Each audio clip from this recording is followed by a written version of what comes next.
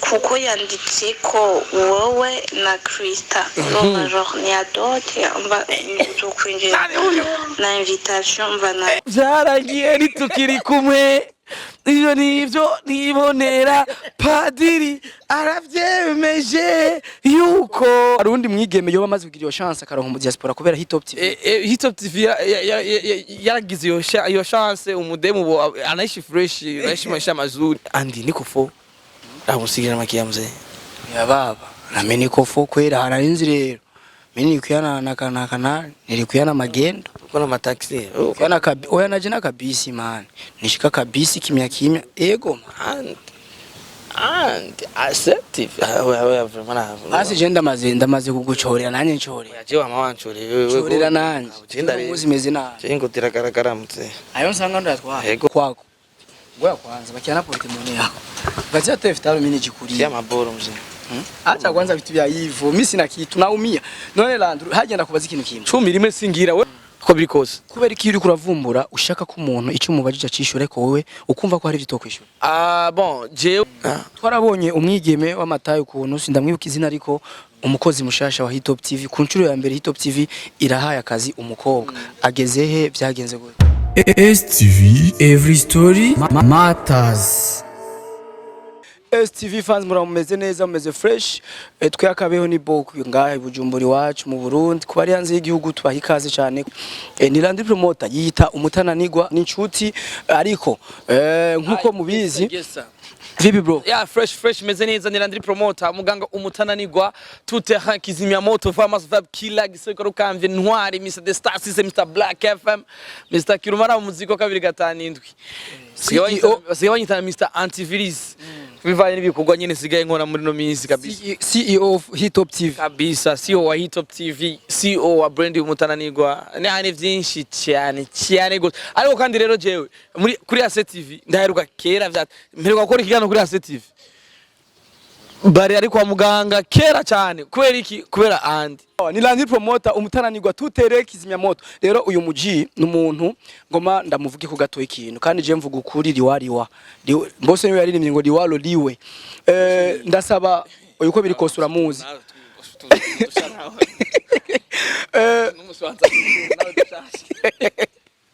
bon uyu mujama numujama ashobora kuba yavukiye mu Gatumba wendo no musa ashobora kubibwira neza ariko yakuriye mu Kamenge ico niconze ndamuzi mu myaka 8 y'inyuma ndamuzi muri ibi cyangwa biriya ariko jewe nta bujyajya ngira mu buzima kandi sinzokwereka urukundo ofise ku muntu kuri stati canke sinzi hahandi tuvyerekanira atariho ngo kubera ari kiganiro iki ni semeni pitenende ariko ico nsaba wewe umurundi uri kurankurikirana wewe nagiriye ko amahirwe yo kunkunda n'umuhungu n'umujene akora cyane ni kuvuga ngo ndazi ko yenspira benshi arakora cyane kandi ivyo akora twese turayibona nta vyera ngo de ariko ndasaba wewe uri kuradukurikirana kano kanya umuhe valere yiwe umuhe agaciro kiyo kuko numwe mu gwaruka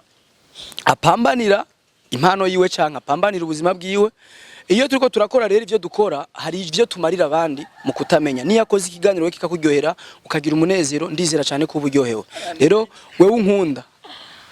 unkunda ndagushimiye cyane ndetse ndagusaba kumushigikira no kumuha agaciro kiwe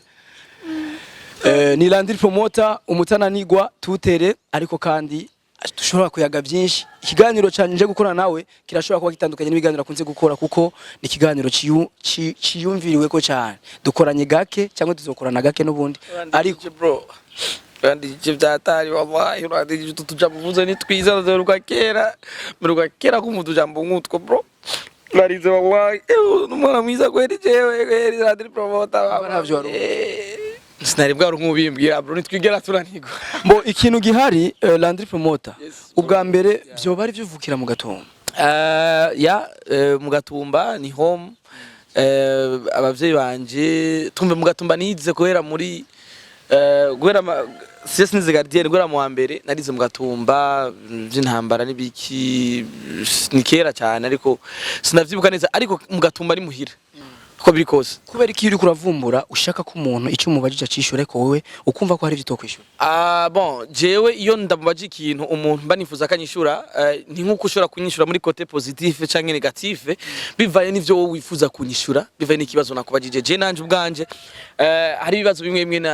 donc vyose ndavyishura ariko menya ingenda ndavyishura rero mu gihe ndagwaye inyinshi datomoyo urahindukiza ikibazo ugasubira kimbaza ntaguye inyishu uba wifuza mu journalist umumenyesha makuru nuko abakwiye kugenza ibibazo vyiwe kuko singomba kimije vyose tuvyishuka kandi bo mutashobora kuba gerageza kuba yoshobora gukora nk'amatara bishitsa kononekara ngaha mu ndi mu électricien quand même yani ni électricité industrielle ndi mu électricien no muzi ukaba uri umunyamakuru ku radio kuri Black FM mbega uhabona gute hatandukaniye na YouTube kuri Black FM ni mu muryango wagutse na hantu hari ivyiza vyose uta kuri Hitop TV kubw'umuryango wagutse bon Hitop TV urumva ni brand ya jewe Black FM yaje kwitiza brand ya Hitop TV kugira dushobora gufashanya urugendo rwo guteza imbere umuziki w'u Burundi rero urumva ariko Black FM n'umuryango wagutse ni Hitop TV nayo irimo muri Black FM donc turi muri team turi mu muryango ariko kandi umva biratandukanye isamizi ico kimwe na television isamizi ico kimwe na television ntaho bisa bihuriye imbere n'iki radio nufi ivyo uvuze ngaho urumva deja ndiko ndagira uburofa kuri kamera ku radio nta bintu vy'iblag babirimo ku radio ntukushobora gukora ikintu utanditse utateguye ku radio ntushobora gukora ibintu donc ku radio byose babiri ku murongo aho nyene hagati ya Hitop TV na Black FM nikihe gifasha ikindi kurusha ikindi bon byose je biramfasha kubera ko nobuzi nkora bwa misi yose sindi umusuma sindi umwicanyi sindi umusupayi sindi iki urumva ndumumenyesha makuru rero ubwo buzi nyene bwo izo platform zo zifasha kumenyesha ayo makuru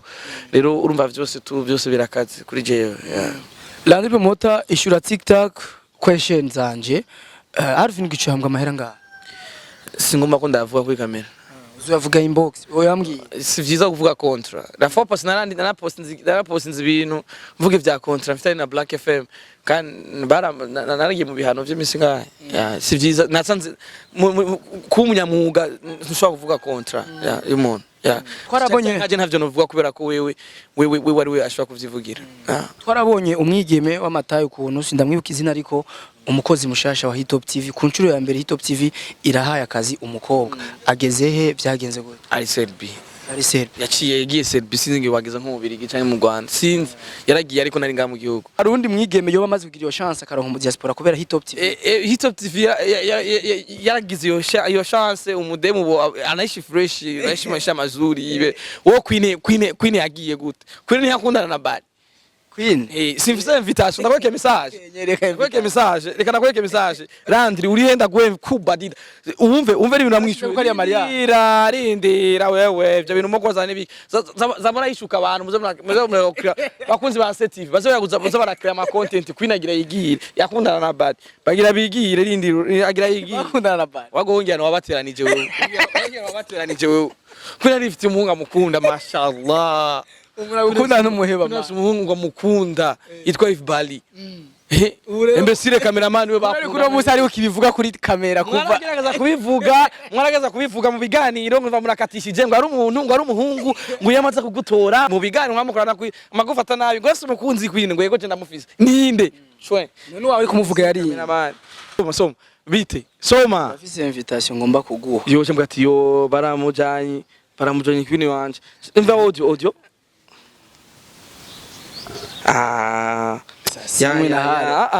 nilibifuta désolé nini nikanavu ivyo anyishuye okay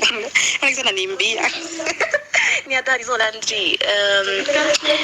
nanje urazi ko sigomba kumutakura kuri wiki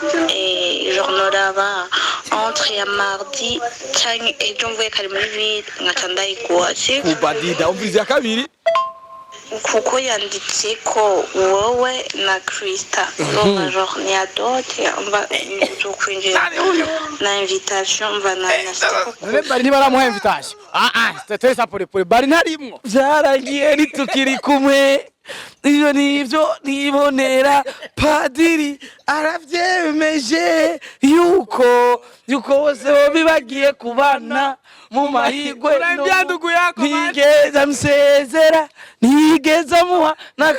yamusanze kuri musiyoni kuri mise yu mama agiye kwambi yo gentleman Igihano nzogiposta kweli. Gentleman diaspora datawe nka blague muhungu nje kumabwira ati ngo ukunde kumwe mu diaspora ngo akini miye bana ubini gangster ngo bro twende kukazi Urabitia injo yo. umusugira kanga twenda kumutwenzi mina bari sito jifanya VIP tukifika kumutwenzi dufise bounce atwe jenge kumutwenzi bafise bounce dufise kumutwenzi tusaka kwine ariko ina bada Silva ariko ni byara nka 50 Mushosho. Mushosho bimucunze yuko ahura nane Nabari. nikamwambia bro ibintu byarahinduye inzira wewe basigaye bagucungira mudemo basigaye bamucungisha abantu babone ko muri kumwe bisigura yuko diaspora yashinze imizi man twashyize ku mutwenzi bina ujama tukaturiya migaro yatare ku bouncer baraka tuma bouncer ni teo demo Silva kiravyima ikomba yisigiribe Queen wasi nakubia nakuchongea unachoa bali kupatia iPhone bali kunichungisha mimi na franga nimupigie simu maana nikamwambia bado mviza rero mzee twebwe nituhogusa Tubiyewe. acha demo watu si tujende nyumbani vuero musi bali nasogora Queen apare bali kwa na machungu None. man je atasuje Queen na namwemera Uramaze gusezeranya ntushike. yeah Ariko ngo kugwa si bibi. Isizano nahaye mvubwa naye nasezeranje ko tuzobana tuzorongorana akaba umugore wanje wo munzu ariko bitigeze bikunda Nta wundi atari umuntu atari mu rukundo. gusezeranya sinshitse shawe ya singeso yanje tu Pasteur nawe. ikintu cyambere kimbangamira pasteur mwana nturarengerana Nivyo nashaka gushika ko rero. Ni kuvuga ngo Pasteur icyo ashaka kandi ubwo butumwa yabuntumye kera. mwalimu wangu Mwako gusa namusabu jina kidogo. Fistoi. Yambwiye ati jewe sinkeneye ampe ikintu. akeneye kumbona Nkeneye umunsi umwe azavuga ati Pastor asante no ntiyambwiye na asante ndamubeshe nje kugusuhuza byonyene ndakuramukije nivyo vema nivyo gusa sikuva ko nasezeranye sinshitse ariko bro yambwiye ati aguma nkubita amalinki ndiko ndabitegura yaraje nukunda mu mpimba ndavyibuka kumwe na mama ndiko ndabitegura zora ndamupitira na mere mvuba ya n'umuntu wanje sawa ya n'umuvyeyi wanje bro mariage yakwinewe na Christa muzo wamuyirimo invitation irahari rero je nzava nja kwito message apata invitation Shaja pata invitation vraiment. Mudongari tu ya mu December siga yetu. Haraka system wagwize uri gukurikirana ikiganiro na Isaac uramera nk'uciye bugufi cyane. Irya sembori siguye. Bon, jewe ndumuntu w'abantu ya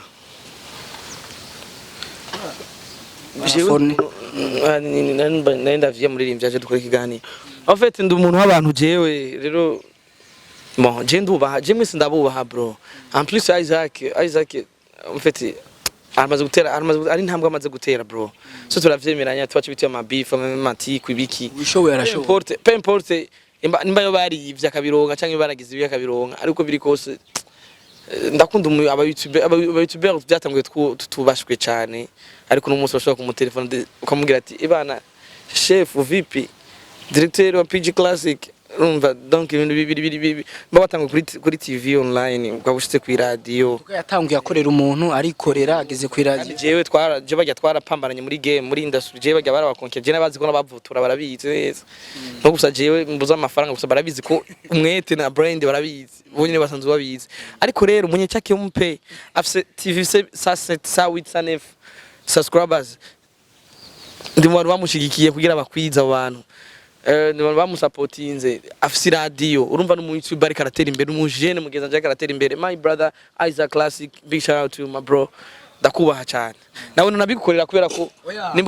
nimbugeze uyu mwanya nimbushitse uyu mwanya kiko urapambana hari benshi babihevye bro mwenda ndabibuka mwese ndabazi ni mwatanguye mwese muri bato bibanje ariko ikuru kuba ariko attention Isaac ni grand frère mu mwuga yatanguye kera je naje nsanga buja hiti kora baozi bande nabaozi urumva je bage baranduta urambe mu kazi rero ntizo kuba ishima yabo ni lazima ni wapi je abantu banze barabizi kandi azi na orange je ndi direct je sindi mu hypocrite je ikintu kimbabaje ndakikubwiye ndagucana je mbabaye ndagutuka iyo nyoye nkutu yoga hoje dufite nibibazo je umva n'impamvu je usanga abayizaka imyaka tumanye bagije kuduteranya nabo bivaye na concurrence turi turanyinyurana muri wakana nje bana bari mu gibana content ngabo je kwera ko nari mfite ibintu byanje biri niki rero wasanga nyene twarakora twese kandi mwimbiri kurabona uyu munsi mfite brand wanje kandi nka Top TV mva ni brand nini yanatanguye muri black natanguye mu bintu nyene mfite jena bari ndivyo twifuza gushikako rero urumva buri muntu wese akora buri mujene wese akora je ndamukura respect bro ntibagira gushimira vyimva mutima imbisiri cameraman he's my brother he's my man my all I need ikintu cyose ni buri kintu cyose nkeneye uyo if bari mwe mumva mvuga man mu bro wanje ni ndugu yangu ni famille yanje maraso yanjye uyu ni mu bantu bagize iterambere rya Landry promoter bagize iterambere rya kino gihugu mu gisata cy'imyidagaduro muri entertainment cause after brain ni big brain after man after kwa nkubwiye burakora cyane yes so turashaka kumana imisi bitoko turakora mwatwa kumatuvugo abantu ngabo nabihoreye wewe babamishanga usanga nyine tugusa tufa kubaha gusaba twubashe nta kindi kintu jewe na bifu dojamo no mu YouTube ko tuba dufubukene nta kindi kintu zo turapfa tuko ma crise siye bose andi niko fo abusigira makiyamze ya baba na mimi niko fo kwera hararinzi rero mimi nikuyana na kana nilikuyana magendo kuna mataxi kana oya naje na kabisi man nishika kabisi kimya ego man and assertive asi je ndamaze kuguchorera nanye nchorera je wama wanchorera chorera nanye muzi meze na je ngotiragaragara mutse ayo nsanga ndatwa ego gaze uratekaranga mu ndakize big passport ngenda ni foto nubona none man ndari foto umudemu kwerekera ntiyarasobanutse nawe ntakiri muto none man ngoro wanje ndamugendana karato abanyi none bro mwambia tabari angalie ego tuko kwako ngoya kwanza bakiana portemone yako gazia tefitalo mini jikuri ya maboro mzee acha kwanza vitu vya hivyo mimi sina kitu naumia none Landry hagenda kubaza ikintu kimwe 10 rimwe singira we genda kubaza va maboro mzee niko fuma na je na ingodo no isubira ko ngire nibe ega mimi napigiye ko TV mwarabaye na abiti siko mwahora ega twibe kusuko mwahora vraiment ko ndaenda nayo je ningodo ndayikeneye none ko nkubititswe kusiko mwahora natembea na mimi na Christa ni wari ko cyana mugenda uyu kirazira kumugenda namuho uyu kirazira kumugenda Landry ndakubaza ikintu kimwe jewe kimwe ngomba kumenya kuri Christa print oya kuri Christa n'umusheri wawe birazwi ivyo mupfa naho n'ivyo mubifa kuko ari ivyo musanga twebwe ntacu twigera dufa ico mwopfa nico mwoba musangi she's my lover she's my future wife she's my